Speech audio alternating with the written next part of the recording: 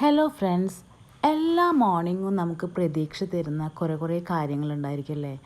അതുപോലെ ഒരു പ്രതീക്ഷ തരുന്ന മോർണിംഗാണ് ഞങ്ങളെ സംബന്ധിച്ച് ഈ ഒരു മോർണിംഗ്. അതായത് പ്രാണക്കുട്ടി LKGയിലേക്ക് പോകാൻ തുടങ്ങുകയാണ് ഈ വീക്ക് മുതൽ. രാവിലെ തന്നെ അവളെ ഉണർത്തുക എന്നുള്ളത് ഭയങ്കര വലിയ ടാസ്ക്കാണ്. കാരണം എന്താണെന്ന് വെച്ച് കഴിഞ്ഞാൽ അവൾ വളരെ ലേറ്റായിട്ട് ഉറങ്ങിയിട്ട് ലേറ്റായിട്ട് എണീക്കുന്ന ഒരു ക്യാരക്ടറാണ്. അത് ഞങ്ങൾ തന്നെയാണ് ശീലിപ്പിച്ചതെന്ന് വേണമെങ്കിൽ പറയാം. നമ്മളുടെ ഒരു റൊട്ടീനും കാര്യങ്ങളും നമ്മളുടെ ഈ പറഞ്ഞ പോലെ മൊബൈൽ നോക്കൽ, ഫോൺ കോൾ ചെയ്യൽ, TV കാണൽ, ഇതൊക്കെ കഴിഞ്ഞ് നമ്മൾ കിടക്കുമ്പോൾ തന്നെ ഓൾറെഡി ഒരു ടൈമാവും. അങ്ങനെ തന്നെയാണ് ഞങ്ങളുടെ കൂടെ തന്നെയാണ് മോളും കിടന്നുറങ്ങുക.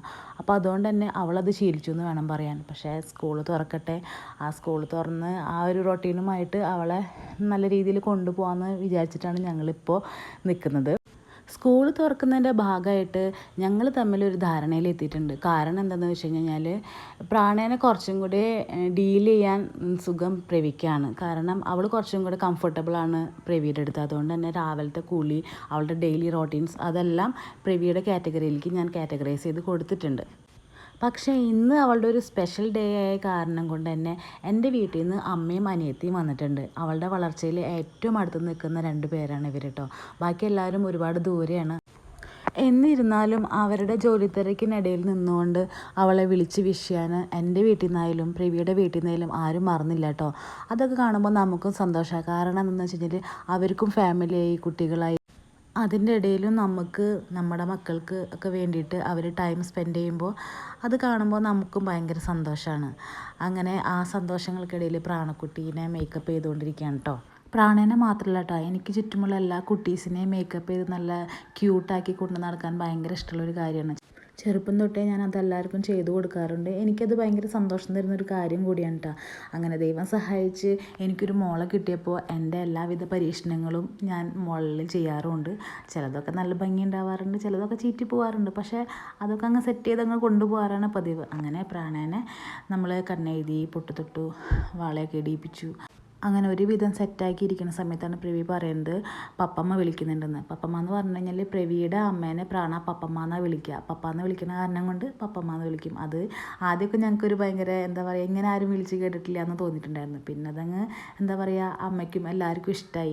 അമ്മയുടെ പേരക്കുട്ടികളിൽ പ്രാണ മാത്രമേ അങ്ങനെ വിളിക്കുള്ളൂ, ബാക്കി എല്ലാവരും അച്ഛമ്മ എന്നാണ് വിളിക്കുക. അങ്ങനെ കുറിയൊക്കെ വരച്ചു. ഇതാ ചെരുപ്പൊക്കെ ഇട്ട് കൊടുക്കുകയാണ് പ്രവി. അവൾക്ക് ആ ചെരുപ്പ് തന്നെ മതി എന്നാണ് പറഞ്ഞത്. അത്യാവശ്യം ടൈറ്റൊക്കെ ഉണ്ട് ആ ചെരുപ്പ്. പക്ഷേ ഈ ഡ്രസ്സിലേക്ക് ഈ ചെരുപ്പ് അമ്മ നല്ലതെന്ന് പറഞ്ഞു. അങ്ങനെ അവൾ സെലക്ട് ചെയ്ത് ആ ചെരുപ്പ് ഇട്ട് ഞങ്ങൾ പോകാൻ ഏകദേശം റെഡിയായി. പ്രവിയുടെ അമ്മേനെ പപ്പമ്മ എന്ന് വിളിക്കണ പോലെ എൻ്റെ അമ്മേനെ അവൾ മാമമ്മ എന്നാണ് വിളിക്കുക. അങ്ങനെ ഞങ്ങളെല്ലാവർക്കും അവൾ ഉമ്മയൊക്കെ തന്നു. ഭയങ്കര ഹാപ്പി ആയിരുന്നു കേട്ടോ ഫസ്റ്റ് ഡേ. അതിനൊരു കാരണം എന്ന് പറയാനായിട്ട് അവളുടെ പ്രിയപ്പെട്ടവരെല്ലാവരും അവളുടെ കൂടെ സ്കൂളിലേക്ക് വരണമെന്ന് അവൾക്ക് മനസ്സിലായി. അപ്പോൾ അതുകൊണ്ട് തന്നെയാണ് അവൾ ഒരുപാട് ഹാപ്പി ആയിട്ടുള്ളത്. ഒറ്റയ്ക്ക് പോകാൻ തുടങ്ങുമ്പോൾ ഇനി അത് അവളെ എങ്ങനെയൊക്കെയാണ് ബാധിക്കുക എന്നുള്ളതൊന്നും എനിക്കറിയില്ല. അതിനി വരും ദിവസങ്ങളിൽ കണ്ടു കാണേണ്ടിയിരിക്കുന്നു. എന്തായാലും ഇന്ന് അവൾ ഒരുപാട് ഹാപ്പിയാണെന്ന് അവളെ കാണുമ്പോൾ തന്നെ അറിയാം കേട്ടോ. അങ്ങനെ വണ്ടി എടുക്കാൻ നേരം പ്രവിയുടെ ചേട്ടനും വിളിച്ചിട്ടുണ്ടായിരുന്നു കേട്ടോ. അപ്പോഴാണ് എന്നെ വിഷ് ചെയ്യാനായിട്ട്. എന്തുകൊണ്ടാണെന്നറിയില്ല, എല്ലാവരോടും നല്ല രീതിയിൽ തന്നെ ഹാപ്പി ആയിട്ട് റെസ്പോണ്ട് ചെയ്യുന്നുണ്ടായിരുന്നു കേട്ടോ. പ്രാണ സാധാരണഗതിയിൽ അങ്ങനെയല്ല, മൂഡ് അനുസരിച്ചിട്ടാണ് വീഡിയോ കോൾ അറ്റൻഡ് ചെയ്യാറ്. സ്കൂളിൽ എത്തുന്നേക്കാൾ മുന്നേ വീണ്ടും മാമൻ വിളിച്ചിട്ടുണ്ടായിരുന്നു കേട്ടോ അവളോട് സംസാരിക്കാനായിട്ട്.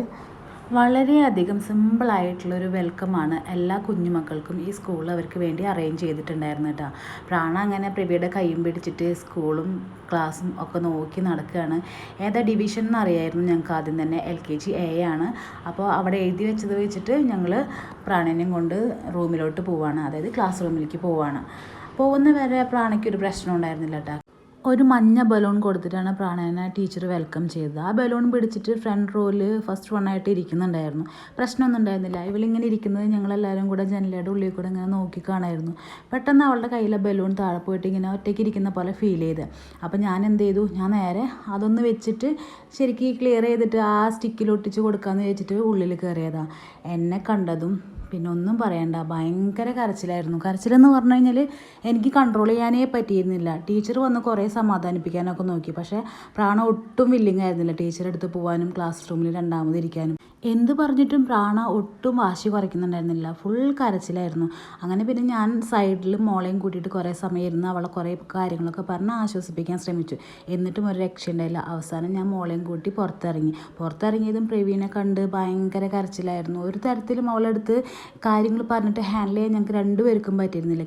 ഇവളുടെ ഈ സങ്കടം ഞങ്ങളെ നല്ലോണം വിഷമിപ്പിച്ചു കേട്ടോ. കാര്യം എന്താ പറയുക, കുട്ടികളെല്ലാവരും ഹാപ്പി ആയിട്ട് ഇങ്ങനെ ഒരു ഡബിൾ ഫേസ് ഇട്ട് നിൽക്കുകയാണെന്ന് തോന്നിയിട്ടുണ്ടായിരുന്നെങ്കിലും പ്രാണയാണ് അവിടെ ഒരുപാട് കരഞ്ഞ് ബഹളം വെച്ചത്.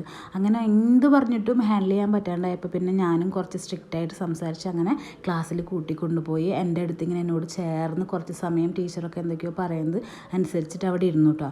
അത് കഴിഞ്ഞ് പിന്നെ അങ്ങ് കുറച്ച് കഴിഞ്ഞപ്പോൾ സെറ്റായി. എന്നാലും ആ കരഞ്ഞ മുഖം തന്നെയായിരുന്നു കേട്ടോ കുറച്ച് സമയം വരെയും. അങ്ങനെ അവിടുന്ന് ഞങ്ങൾ കുഞ്ഞു സ്കൂളിൽ നിന്ന് വലിയ സ്കൂളിലേക്ക് കുട്ടികളൊക്കെ ആയിട്ട് ഒരു റാലി സംഘടിപ്പിച്ചിട്ടുണ്ടായിരുന്നു ഈ ഒരു പ്രവേശനോത്സവത്തിൻ്റെ ഭാഗമായിട്ട്. അങ്ങനെ എല്ലാ കുട്ടികളും നിരന്ന് ഇങ്ങനെ ബലൂണും പിടിച്ച് നിൽക്കുന്നത് കാണാൻ തന്നെ നല്ല ഭംഗിയായിരുന്നു.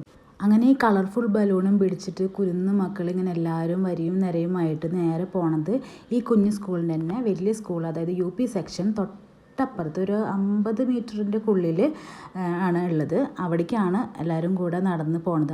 അവിടെയാണ് പ്രവേശനോത്സവത്തിൻ്റെ ഔദ്യോഗികമായ ഉദ്ഘാടനം ഇവർ അറേഞ്ച് ചെയ്ത് വെച്ചിട്ടുണ്ടായിരുന്നത്. അങ്ങനെ കുഞ്ഞു മക്കളൊക്കെ വലിയ ചേട്ടന്മാരുടെയും ചേച്ചിമാരുടെയും ഇടയിലേക്ക് ജോയിൻ ചെയ്യാൻ പോവുകയാണ്. അപ്പോൾ ഇവർക്ക് വേണ്ടിയിട്ട് 2-3 റോ ഒഴിച്ചിട്ടുണ്ടായിരുന്നു. കുഞ്ഞു കുട്ടികളല്ലേ, അവർ ആദ്യം ഇരിക്കട്ടെ എന്ന് വിചാരിച്ചിട്ടായിരിക്കും. അങ്ങനെ എല്ലാ മക്കളുടെ കൂടെ പ്രാണയും ഫ്രണ്ടിലേക്ക് എത്തിയിട്ടുണ്ട് കേട്ടോ. അങ്ങനെ കുട്ടികളൊക്കെ അറേഞ്ച് ചെയ്യാനായിട്ട് അമ്മമാരും ടീച്ചേഴ്സും ആയമാരും ഒക്കെ കൂടി കുറേ കഷ്ടപ്പെട്ടിട്ടുണ്ടായിരുന്നു. ഒരു സ്ഥലത്ത് ഇരുത്തി കഴിഞ്ഞാൽ അവിടെ തന്നെ ഇരിക്കുന്നൊരു പ്രായമല്ലല്ലോ മക്കളുടെ എല്ലാവരുടെയും. അപ്പോൾ അതുകൊണ്ട് കുറച്ച് ഡിഫിക്കൽട്ടായിരുന്നു മക്കൾ ഓരോരുത്തരെയും മാനേജ് ചെയ്യാനായിട്ട്. പക്ഷേ അത് അവരുടെ ജോലിയുടെ ഭാഗമായതുകൊണ്ട് എല്ലാവരും വളരെ ശ്രദ്ധയോടെ തന്നെ എല്ലാവരും പിടിച്ച് ഫ്രണ്ടിലൊക്കെ ഇരുത്താൻ ശ്രമിച്ചിട്ടുണ്ടായിരുന്നു മാക്സിമം. അങ്ങനെ ഈ കുരുന്ന് മക്കളുടെ ഒച്ചപ്പാടും ബഹളത്തിനിടയിൽ ഉദ്ഘാടന ചടങ്ങ് വളരെ നല്ല രീതിയിൽ തന്നെ സ്കൂൾ മാനേജ്മെൻറ്റും സംഘാടകരും ചേർന്ന് നിർവഹിക്കുകയുണ്ടായി. തുടർന്ന് കുട്ടികളെ വെൽക്കം ചെയ്ത് ഫാദറും അതുപോലെ തന്നെ HMും നല്ല രീതിയിൽ തന്നെ അവർക്കൊരു വെൽക്കം സ്പീച്ച് നൽകിയിട്ടുണ്ടായിരുന്നു. ഒരു വേദി കിട്ടിയാൽ പൊളിച്ചടക്കുന്ന കുറേ ആൾക്കാരുണ്ടാവില്ലേ, അങ്ങനെ 2-3 ആൾക്കാർ നമ്മുടെ ഈ സ്പീച്ചിലുണ്ടായിരുന്നു കേട്ടോ. അങ്ങനെ അവരുടേതായ രീതിയിൽ സ്കൂളിന് വേണ്ടി ചെയ്ത കാര്യങ്ങളും ഇനി ചെയ്യാൻ പോകുന്ന കാര്യങ്ങളൊക്കെ സംസാരിച്ചുകൊണ്ടിരിക്കെ നമ്മുടെ കുട്ടികൾ ആരും അടങ്ങി ഒതുങ്ങിയിരുന്നില്ല. അവരെല്ലാവരും പാരൻസിൻ്റെ അടുത്ത് വന്ന് അവരുടേതായ രീതിയിലുള്ള എൻ്റർടൈൻമെൻറ്റ്സിൽ ഏർപ്പെടാൻ തുടങ്ങി. അതിൻ്റെ ഭാഗമായിട്ട് എൻ്റെ മോളും ഞങ്ങളുടെ അടുത്ത് വന്നിട്ടുണ്ടായിരുന്നു. ഒരു ബലൂണും പിടിച്ചിട്ടാണ് വന്നിട്ടുണ്ടായിരുന്നത്. അതും തട്ടി കുറേ സമയം കളിച്ചു. കുറേ കുട്ടികൾ അപ്പുറത്തു കൂടെ ഓടുന്നുണ്ടായിരുന്നു, നടക്കുന്നുണ്ടായിരുന്നു, കരയുന്നുണ്ടായിരുന്നു, എന്തൊക്കെയോ കഴിക്കുന്നുണ്ടായിരുന്നു. എന്താണ് സ്കൂൾ ലൈഫ് എന്ന് വരെ അറിയാത്ത ആൾക്കാരാണ് നമ്മുടെ കുഞ്ഞു മക്കളൊക്കെ. അപ്പോൾ അവർ അവരുടേതായ രീതിയിൽ എല്ലാ തരത്തിലും എൻജോയ് ചെയ്ത് നടക്കുന്നുണ്ടായിരുന്നു കേട്ടോ.